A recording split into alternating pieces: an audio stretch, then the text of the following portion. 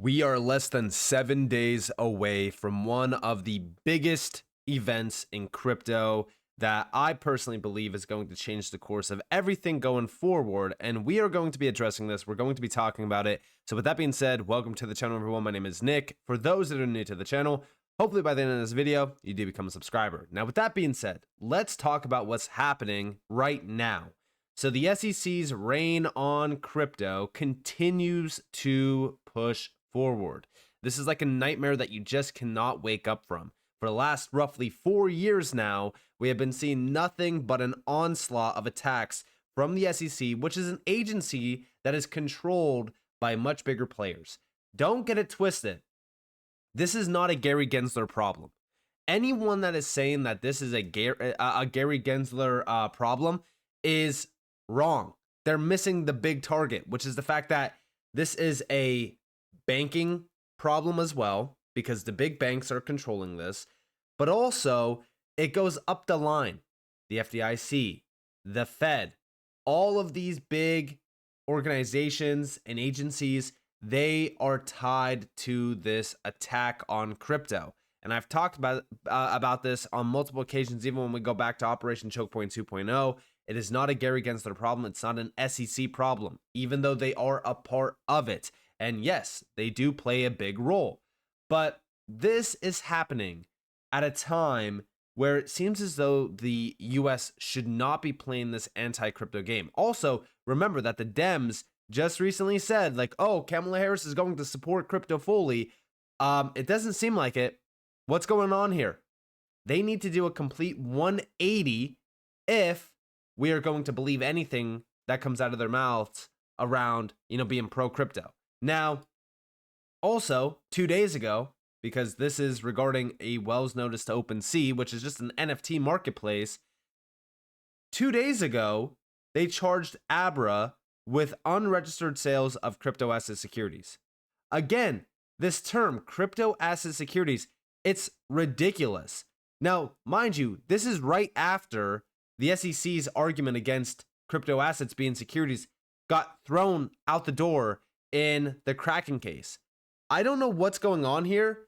I don't know, if the SEC is just playing dumb, but I can't believe that this is still ongoing. I still can't believe that the SEC is continuing to, cause these problems around crypto and attack crypto from all fronts at a time where it seems, like I said, they should be embracing crypto for what it is. Now, also, during this fiasco, NASDAQ is seeking SEC approval for Bitcoin index options. I could almost guarantee you that NASDAQ will get the green light. Why? Well, because it's Wall Street. It's the big players. It's the big money. That's exactly what the SEC has been doing. They have been targeting all of these, smaller exchanges, and opening the door for the big players like BlackRock, Fidelity, and now we have NASDAQ. All of the big incumbents have been getting green lights across the board, yet they continue to attack, Abra or, OpenSea, or what about Uniswap and all of the DEXs as well getting attacked? It's clear on what game they are trying to play here. They want to squeeze control out of this space and give it to the incumbents. That's the only goal of the SEC and all the organizations and the political figures that are a part of this. Like I said, don't get it twisted. It's not just the SEC. Sure, the SEC and Gary Gensler are a big problem, but this is much bigger than just the SEC and Gary Gensler. Now, like I said, this is happening while BRICS continue to outpace the US. In fact, BRICS here, payments in Chinese yuan surpasses the US dollar by 2.5%. Now, as I've said many times over, are the BRICS a big problem for the US dollar and for the US? Right now, might not be. But over time, it is going to be a big problem. Why? Because it's a death by 1,000 cuts. Over here, BRICS and G7 countries share the world's total gross domestic product, GDP. So, as you can see here, all right, for the longest time, the G7 around GDP has been falling drastically since 2000, while the BRICS continue to gain momentum. And then here is 2008. After 2008, it's been nothing but a death spiral for the G7. And if we actually look back in 2017, the G7 drastically lost significant percentage around GDP, and we could see the BRICS quickly outpacing them. And now, 2024, BRICS 35.43% versus 29.64%. The BRICS, even though media wants to continue to push nonsense, the BRICS continue to outpace, and they're now starting to gain a lot of dominance. Like I said, this is not the time for the US to be playing games. Over here, we have a great video that got posted by Subjective Views. This is regarding Thinking Crypto One's interview with Sheila Warren. We have, if crypto leaves, if blockchain technology starts to leave and go build elsewhere, I think that is potentially a massive national security issue. Check this out. Again, what I don't want to see, the worst outcome here, and I think this is really I want to be very clear, this is the worst outcome, is that builders leave the US. It's not that the industry that's not a thing. We're thriving regardless. The question again is where. And I don't want to see the United States miss out on yet another technological innovation because we can't land the basics of a regulatory scheme. That is ludicrous, and we have got to fix it. The future of the country, in my opinion, is at stake. I don't want to over-dramatize this, but if crypto leaves, if blockchain technology starts to leave and get built elsewhere, I think that is potentially a massive national security issue. I'm speaking very bluntly. I think it is an economic security issue. I think it is a dollar dominance issue. I think all of these things are very, very, very real. And that's what's at stake. Again, she's 100% correct on this. Listen, anyone that is sitting here saying like, oh no, like this is ridiculous, this is nonsense. Remember what blockchain actually is, right? This is the next generation of money itself. If you don't believe that, if you don't, care to hear that, that's okay. Doing a little bit of research will have you coming to that conclusion. This is the new financial system technology. This is the technology that is going to push money into the next generation as well. And if the US does not get behind this, then we have a big problem. Especially at a time where Russia is going to start using crypto for international transactions next week. This is on September 1st. Over here, Russia to start using cryptocurrency for international transactions on September 1st. Russia plans on testing crypto payments as a way to break away from Western sanctions. Now, I know a lot of people are going to say, oh, well, this is actually going to support US dollar dominance because they have to utilize US dollar backed stablecoins. That is further from the truth. Why? Because Russia is also working on a stablecoin, and it's not going to be backed by dollars. This is a big problem. While these nations are pushing forward, we continue to push against. This is becoming a big issue. Now, I've said it back, this is going all the way back to July of 2023. We're talking about a whole year ago. We have the dollar is dead, the US is doomed. The perfect problem and the perfect solution is being presented to the world all at once. The problem, 99% of the general public is being distracted. There are significant projects and solutions in this space that could easily make the global monetary system a lot more efficient and bring about a technological revolution like no other. I strongly believe that de-dollarization, use of other settlement currencies and systems, BRICS expanding and developing new currencies is all an accelerant for the new system to rise. And yes, let it be known that what Russia is doing is going to accelerate the push on crypto extremely fast. Like, this is going to push everything forward very fast. But the problem is that in order for this to actually become an accelerant for crypto adoption and for regulatory movements happening in the US, we actually need to see regulatory movements happening in the US. And not in the way that we're seeing now, where the SEC continues to be an attacker of innovation instead of an embracer of innovation.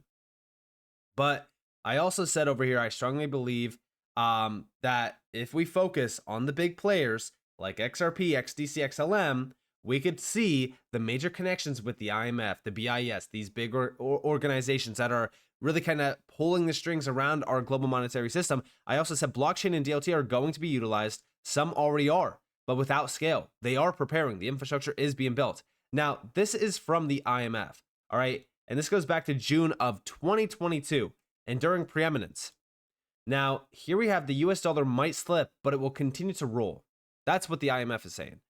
We have the international monetary system may be at the threshold of significant change from a combination of economic, geopolitical, and technological forces. But it is an open question whether these forces will knock the US dollar off its pedestal as a dominant international currency. Now, if we look into this article a little bit more, we have a mixed blessing. The new technologies will both help and hinder emerging market economies with collateral effect that, coupled with other developments, in the end may enhance dollar dominance rather than erode it. Now, this is only true. This is only true if innovation thrives in the US. And this is only true if US dollar-backed stablecoins continue to grow astronomically. But if we're going to start to see stablecoins rising in, for an example, Russia and China, then we have a big problem on our hands. Because now, instead of just, getting around sanctions utilizing crypto, now they're starting to grow their economies through crypto and stablecoins within crypto. This is going to become a big problem. And it's more so a war on innovation. Over here, we have, although digital technologies enable new forms of money that could challenge fiat currencies and set off a new era of domestic and international currency competition, it is equally likely that these new forces will create more centralization, with some currencies accreting even more power and influence. In other words, many of these changes might reinforce rather than weaken the dollar's dominance. And that's all good. But remember, this was written back in 2022, before we started to see Russia pushing forward on crypto innovation, crypto adoption, and even crypto regulation. If the US wants to be at the forefront of this, if the US wants to maintain a dominant currency, now is not the time to be pushing and bullying around these, other companies like OpenSea or Abra. And these are just two that I could handpick right now from like the last week that we've been seeing from the SEC. I mean, it's a much bigger problem than just OpenSea and Abra. They need to start working with these big players, working with this industry. It is a complete joke at this point that the Dems are in support of crypto. And we haven't really seen much from, Republicans yet either, but let's hope we do see something happen with this next, president that we get. We don't know who we're going to get. Everyone's saying, this, that, whatever. All we need to really see is some embracement of this technology, of this innovation. We have yet to see anything from both sides. We need to start supporting innovation. We need to start supporting, this asset class for what it is. The technology behind this asset class is extremely valuable. And now, as we do start to see these big players like Russia utilizing crypto, utilizing the technology, it's becoming very, very clear that the US needs to get, everything in check now and prepare, or we're going to have some serious problems here. I don't want to say it's a national security issue, but it really is. This is a major national security issue.